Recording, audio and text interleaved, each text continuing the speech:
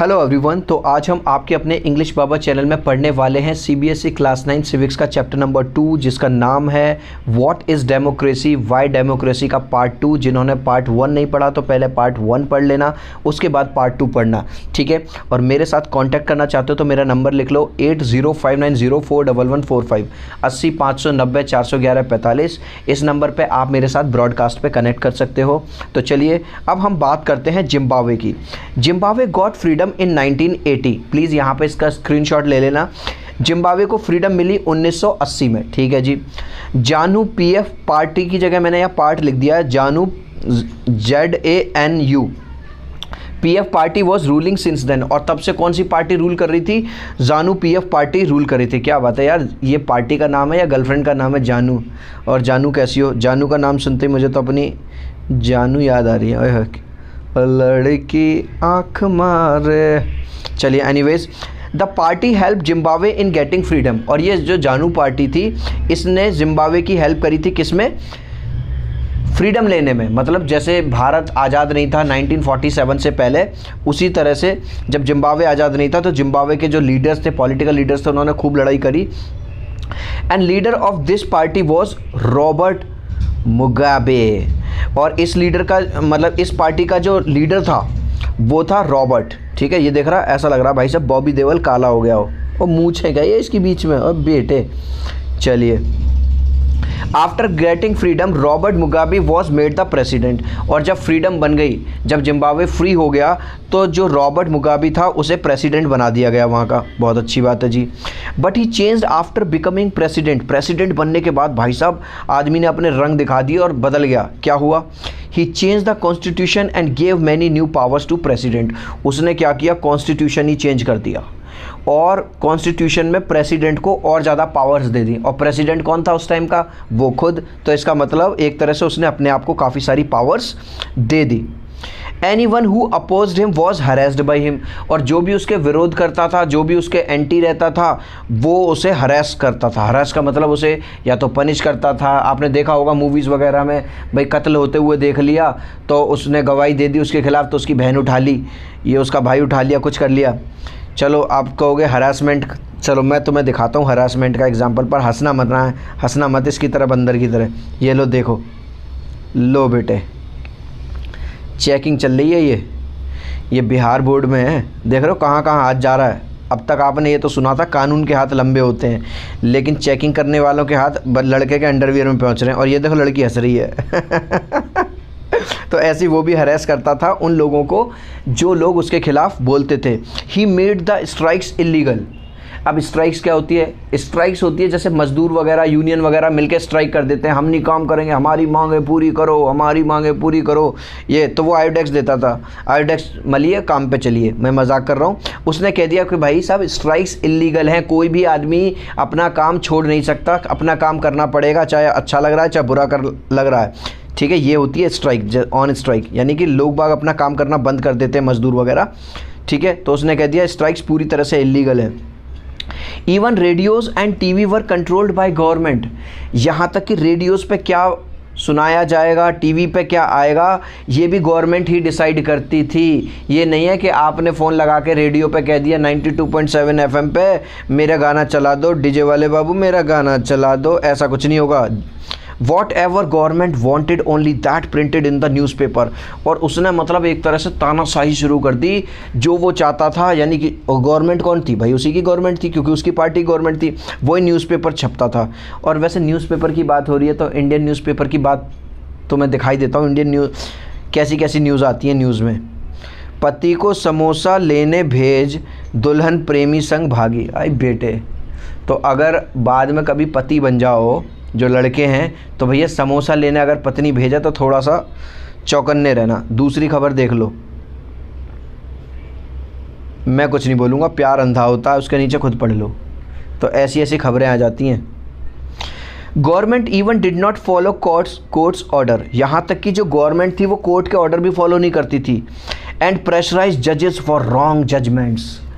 यानी कि गवर्नमेंट क्या करती थी, जो कोर्ट अपने आदेश सुनाते थे, देख रहे हो भाई साहब को, इसने आदेश सुना है, वो भी ना फॉलो करती थी। और जो जजेस होते थे उन पर प्रेशर बनाती थी गलत डिसीजन देने का या अपने फेवर में डिसीजन देने का। So in Zimbabwe people consider someone as their god but he prove to be a snake. तो जिम्बाब्वे में जिस आदमी पे लोगों ने इतना ज़्यादा भरोसा किया, उसे प्रेसिडेंट बनाया, भाई साहब वो तो ये निकला काला सांप। चलिए, तो यहाँ से हमें मिल जाता है अपनी डेमोक्रेसी का फीचर नंबर 4। और फीचर नंबर 4 क्या कहता है? Democratic government rules within the limits set by constitution, laws and citizen rights. कि जो डेमोक्रेटिक गवर्नमेंट होती है वो रूल तो करती है, ऐसा नहीं है रूल नहीं करेगी, लेकिन उसकी कुछ लिमिट्स होती हैं, और लिमिट्स सेट कौन करता है? कॉन्स्टिट्यूशन। लेकिन अपने भाई ने तो क्या किया था, उसने कॉन्स्टिट्यूशन ही चेंज कर दिया और प्रेसिडेंट को 50 पावर और दे दी। अब भाई बहुत इंपॉर्टेंट क्वेश्चन आ रहा है, ये लिख लो, मैं दावे के साथ कह रहा हूँ एग्जाम में आना ही आना है ये। क्या क्वेश्चन है? Define democracy and what are its features. Democracy क्या है और इसके फीचर्स बताने हैं। तो democracy is a form of government in which rulers are elected by the people. Democracy वो फॉर्म है गवर्नमेंट की जिसमें जो रूलर्स होंगे, मैंने पार्ट 1 में भी बताया था, उन्हें कौन चुनेगा? उन्हें लोग चुनेंगे, हम ही तो वोट करते हैं। इसका फीचर है number 1, in a democracy the final decision making power must rest with those elected by people. जो फाइनल डिसीजन है वो उन लोगों के पास होता है जो लोगों के चुन के आते हैं। कहने का मतलब जैसे अब दिल्ली में क्या होना है क्या नहीं होना, ये अरविंद केजरीवाल जी डिसाइड करेंगे, क्योंकि आज की डेट में अरविंद केजरीवाल यानी आम आदमी की पार्टी है। तो in a democracy the final decision making power must rest with those elected by people. जो आदमी सिलेक्ट होकर आया उसी के हाथ में पावर होनी चाहिए, ये नहीं है कि दूसरे लोग उस पर प्रेशर बनाएं। Number 2, a democracy must be based on free and fair elections. Democracy के अंदर जो इलेक्शंस होने चाहिए, चुनाव जो होने चाहिए, वो फ्री और फेयर होने चाहिए। ये नहीं है कि जो रूलिंग पार्टी है बस वही है, उसी की चल रही है भाई साहब वो, और मेल प्रैक्टिस चल रही है, फ्रॉड चल रहे हैं, बार बार वही जीत के आ रही है। Where those currently in power have a fair chance of losing. ताकि जो पार्टी अभी करंट में मतलब चल रही है वो भी हार सके, ऐसा नहीं है कि वो जीते। और ये भी ज़रूरी नहीं है कि जो पार्टी अभी है अगले बार वो पार्टी नहीं आए। भाई हो सकता है गवर्नमेंट को लोगों को उसका काम पसंद आए, अगली बार भी लोग उसी को ले आए। जैसे फिर से मैं वही एग्जांपल दूंगा, आम आदमी पार्टी वाला दिल्ली वाला, पिछली बार भी दिल्ली में उनकी सरकार थी, इस बार भी उनकी सरकार की। भाई लोगों को आम आदमी पार्टी का काम अच्छा लगा। Number 3, in a democracy each adult citizen must have 1 vote and each vote must have 1 value.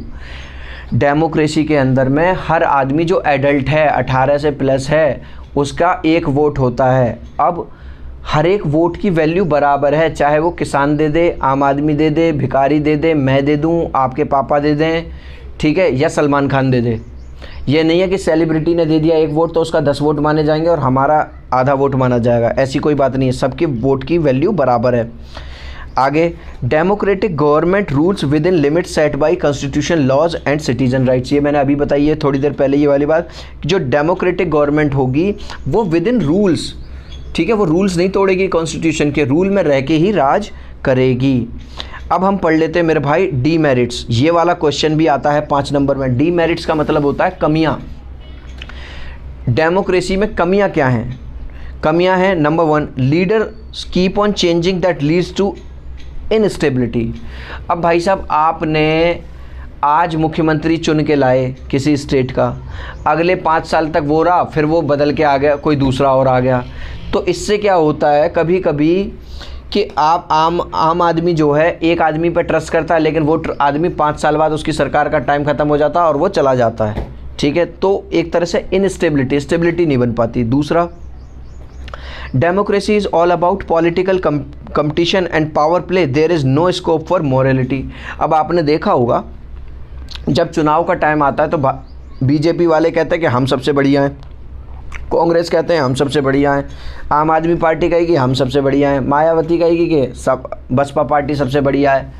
तो सब लोग मतलब करप्शन में मिले रहते हैं, बस इनकी मॉरल वैल्यूज़ कुछ नहीं है। जो आदमी बीजेपी का है वो कहेगा जी बीजेपी वाले बेस्ट हैं, जो आदमी कांग्रेस का है वो कहेगा जी कांग्रेस वाले बेस्ट हैं, ठीक है। तो ये इनके कोई मॉरल नहीं है, बस इनका एक ही लक्ष्य होता है कि बस हमारी पार्टी जीत जाए। तीसरा देखो, so many people are consulted in a democracy that leads to delay. अब मान के चलो एक जगह एक सड़क का निर्माण होना है, सड़क बननी है, तो सड़क ऐसे नहीं बनेगी बस एक आदमी ने फाइनल कर दिया चलो भाई सड़क बन गई। आपने देखा भी होगा आपके गाँव में, शहरों में कोई पुल बन रहा तो भाई साहब 2-2 साल तक उसमें ही टाइम ही निकल गया। तो जब डेमोक्रेसी के अंदर कोई डिसीजन लिया जाता है तो वो बहुत सारे लोगों से पूछ के लिया जाता है, वहाँ से पास होता है, यहाँ से पास होता है, वहाँ से पास, तो उसमें क्या टाइम बहुत लगता है, डिले होता है, तो ये भी डीमेरिट है। चौथा देखो, leader do not know the best interest of people, it leads to bad decisions.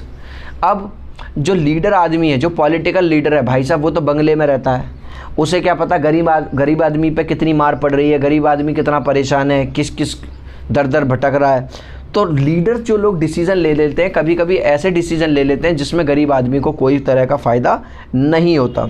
पांचवा देखो, democracy leads to corruption because every party wants to win. ये वाली बात मैं बता चुका हूँ, हर पार्टी बस जीतना चाहती है। आपने देखा होगा दारू वगैरह बढ़ती है, चुनाव के टाइम पे पैसे भी बांटते हैं पार्टियाँ कि हमें वोट दे देना, हमें वोट दे देना, ठीक है। छठा देख लो जी, ordinary people don't know what is good for them, political leaders make them fool during elections. और बेचारा जो कॉमन पर्सन है, आम आदमी, वो तो जानता ही नहीं है उसके लिए क्या अच्छा है क्या बेकार है। और जो पॉलिटिकल लीडर्स होते हैं, आपने देखा होगा जब चुनाव आ जाते हैं तो हाथ जोड़ जोड़ के तुम्हारे दरवाजे पे आते हैं और जी हमें ही वोट दे देना, सड़क बनवा देंगे जी, ये करवा देंगे फलाना। एक बार वोट मिल जाते हैं, जीत जाते हैं, फिर राम राम श्याम श्याम, फिर सब भूल जाते हैं वो, है ना, अपने सारे वादे। तो ये थे इसके डीमेरिट्स।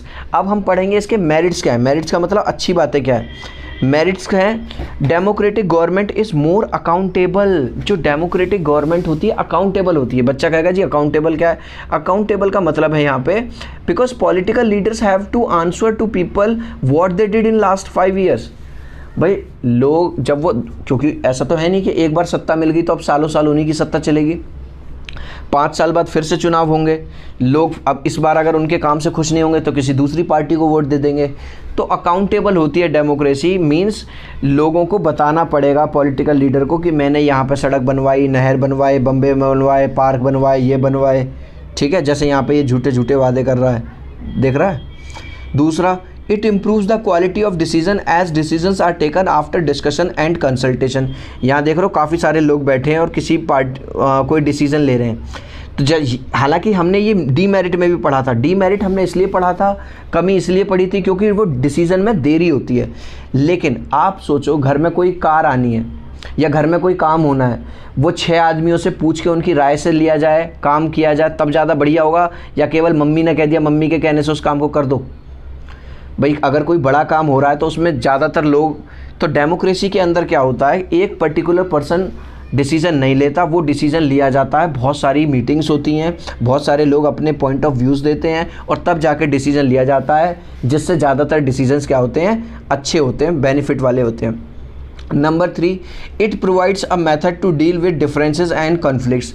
क्योंकि डेमोक्रेसी क्या करती है, सबको इक्वल पावर देती है। ऐसा नहीं है कि हिंदू को ज़्यादा, मुस्लिम को कम, सिख को और कम और ईसाई को ज़्यादा, ऐसा नहीं है। क्योंकि डेमोक्रेसी के आगे सब लोग इक्वल हैं, तो इसकी वजह से जो कॉन्फ्लिक्ट्स हैं, जो भेदभाव हैं, जो लड़ाई झगड़े हैं, वो भी कहीं ना कहीं सुलझते हैं। जैसे मान यहाँ पे आपको दिखाई दे रहा होगा,